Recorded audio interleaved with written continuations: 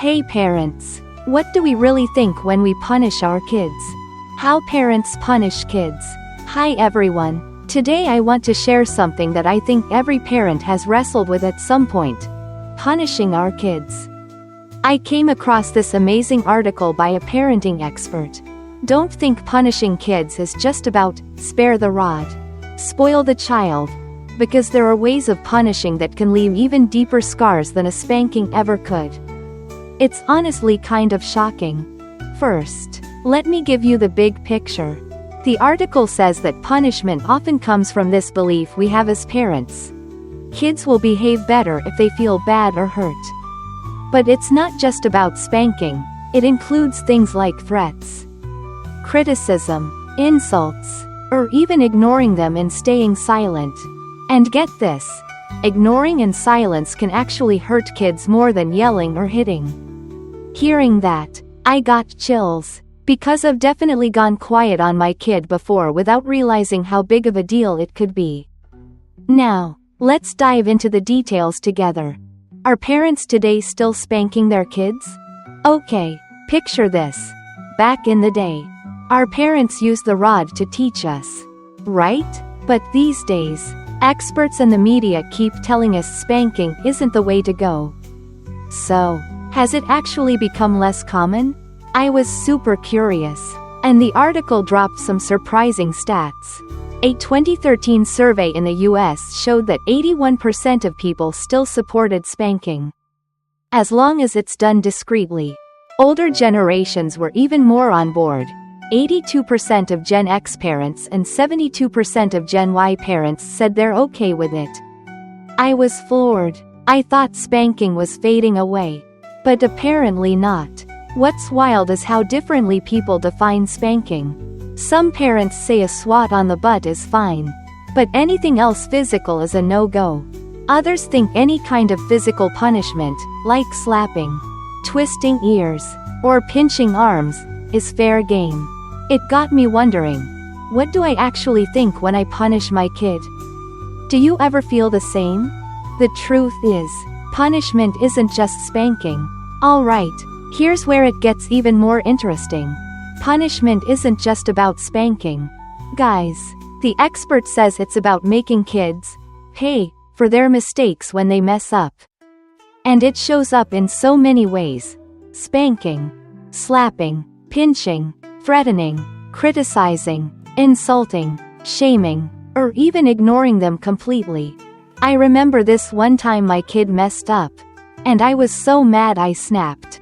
"You're so naughty. I'm really disappointed." Looking back, that was a form of punishment too. Because I was shaming them. Have you ever caught yourself doing something like that? It hit me that punishment isn't just the big stuff. It's in the little words and actions we use every day. Why is ignoring them a punishment?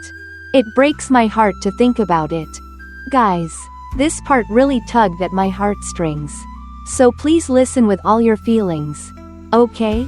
We usually think punishment is loud words or big actions. But nope, silence can be worse.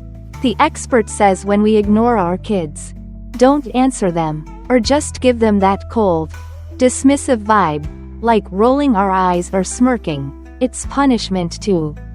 They even call it silent violence. Imagine your kid asking you something, and you're upset. So you don't respond, just give them a blank stare. Oh my gosh, what must they feel? Probably so lost, wondering what they did wrong and how to fix it. The article says kids who face this silent treatment for too long might start blaming themselves, thinking they're just bad kids. That broke my heart. I've gone silent on my kid for a whole afternoon when I was mad. And now I feel so guilty. Have you ever done that? I'm realizing we've got to be careful with silence. It's heavier than it seems. What do all these punishments have in common? Okay, let me share the core takeaway that really stuck with me. Whether it's spanking, yelling, or going quiet, all these punishments share one thing. We parents believe kids will act better if they feel scared, ashamed, or awful. It's so true, isn't it? I've thought before, if I scare them a little, they'll remember not to do it again. But now I'm wondering, does that really help them grow? Or does it just hurt them more? These punishments focus on what the kid did wrong. And we use our power as parents to control them. The goal is to stop the bad behavior. But the cost is making them afraid or ashamed. Hearing that, I felt a little sad. I don't want my kid growing up scared of me.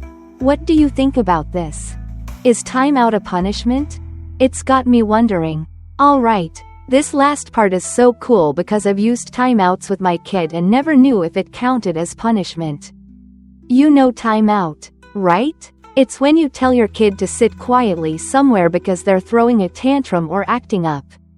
I always thought it was this scientific, expert-approved method. But the article made me pause. It says timeout can turn into punishment if we don't do it right. The expert explains that timeout is supposed to calm kids down and give them space to think. Not abandon them. But if I yell at my kid first, make them sit too long, or don't talk it out afterward, it becomes punishment. I remember one time I was so frustrated. I shouted, "Sit there and leave me alone," and left them there for like half an hour. Thinking back, they were probably terrified, and I didn't even realize. What I love here is how the article reminds us that even a good parenting tool can go wrong if we're not careful. It's got me wanting to learn more about doing timeout the right way, so my kid learns without getting hurt. Do you use timeouts? How's it working for you? So, friends, after all this, I really feel like I need to rethink how I discipline my kid.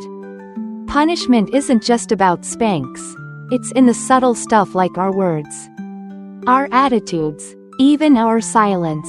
I hope this story gives you something to chew on too, so we can all be better parents together.